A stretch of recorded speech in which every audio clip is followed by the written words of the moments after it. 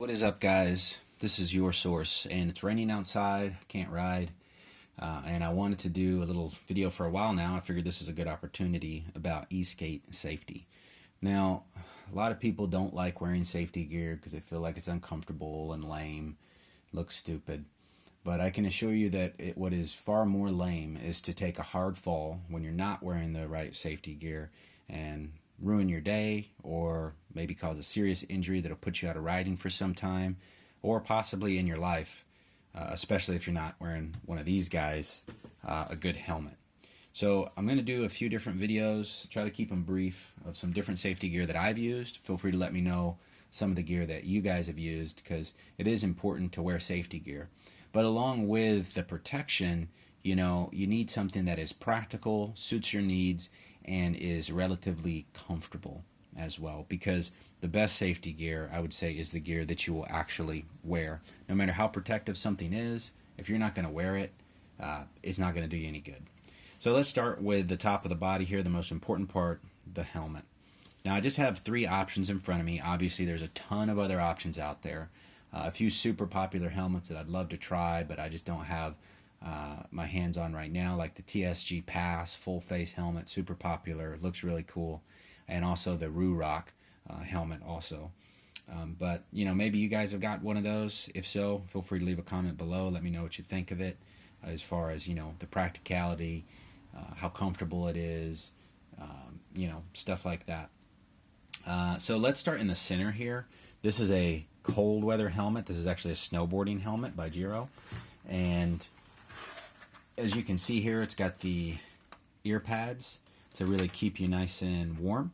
It also has inner audio here built in, so it has an audio system here.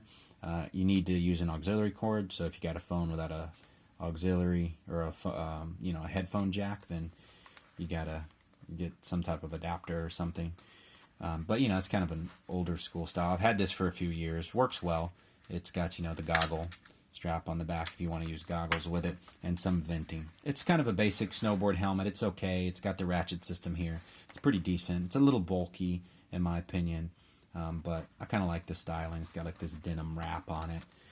But anyways, it's a decent helmet. Really great for if you want to ride Eskate when it's cold and windy outside and you don't have like a full face option. This one is probably a lot cheaper, and then you could just wear eyewear and like a face mask, and you're probably good, and you at least protect yourself quite a bit on the top of the head. So we'll get that out of the way. Let's move on to this guy, the 888 Gotham. This is a super popular helmet, I would say. I mean, a lot of people that I see use this helmet, and a lot of other companies kind of put their branding on a very similar, if not the same, helmet. You can see the design here. It's got like a little slight bill. It's kind of a cool profile.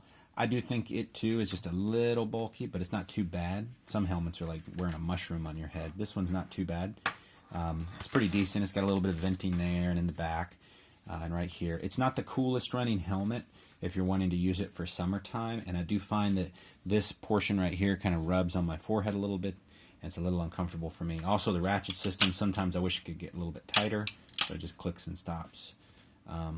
So, I like it though. It's a pretty decent helmet, and it's probably the one that I use the most if I'm just going to grab something and go, because it's very practical. So I'll give it points for that, and it's still pretty cheap too. This helmet here is the Bell Super 3R, and it's originally made for mountain biking. It's a convertible helmet. The thing that I bought this helmet for is to try out a full face. I also got it on sale, so it was pretty cheap for what it offers in the way of protection.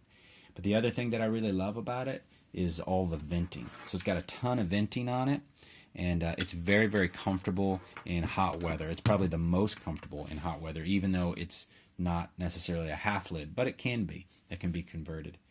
And it's just because of all the vents that are on it. The top of my head doesn't get as hot, so it's really nice. This is adjustable, the visor.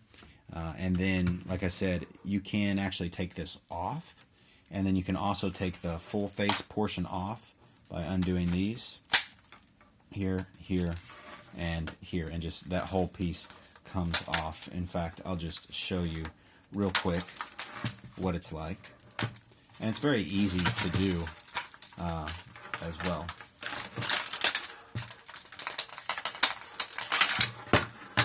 And that's it. And you can take this off as well.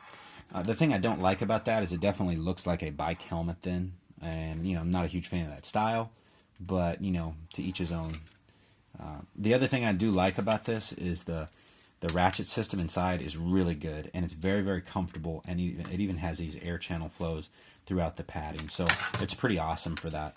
It also has this MIPS system, which is supposed to be a little bit safer system. Prevents some rotational force whenever you fall from injuring you or giving like brain injuries. So it's a good helmet. So getting that out of the way, just talking just a little bit about these guys, these options for if you want some eye protection while you're riding from bugs or things like that. If you're not going for a straight up full face like the TSG Pass with the visor that pops down or some other option like that, you could go with, obviously sunglasses is a good route. But the thing I don't like about sunglasses for me, and I probably, you know, I'll get a pair that have like these amber low light lenses. I don't really like it blocking out a lot of light because I feel like I can't see as good and I want to be able to see, unless obviously it's super sunny. But as it starts to get a little bit, you know, darker, something like this with an amber lens, it actually is good for low light, is pretty awesome. And these are like that as well.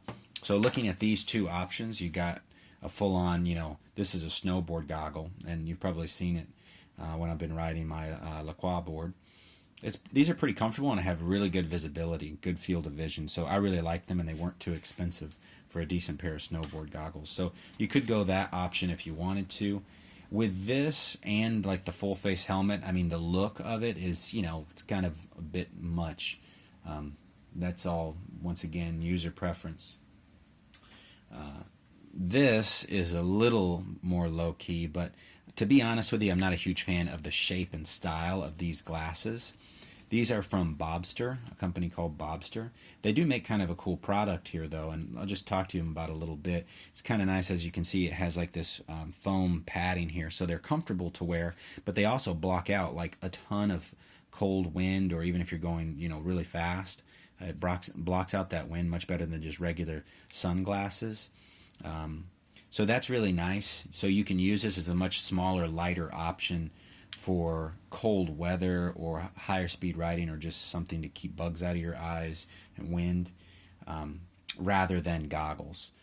And these are very cheap. I think these were like $16 or something. They do come with a actual strap that you can put into them to make them like goggles. I find that to be pretty useless though, because if I'm going to put on the goggle strap and then put on a helmet, they definitely conflict with one another. You need a goggle strap to go over your helmet, quite honestly, in my opinion. So there's some different options they have out there, and different lenses as well that you can get, so you don't have to do this. You could do clear or like a sun blocking lens as well. So anyways, those are a few options that you guys might want to consider for helmets or eyewear. Let me know what you think in the comments below. Let me know if there's a much better option out there that I haven't considered. Okay, talk to you guys in the next one.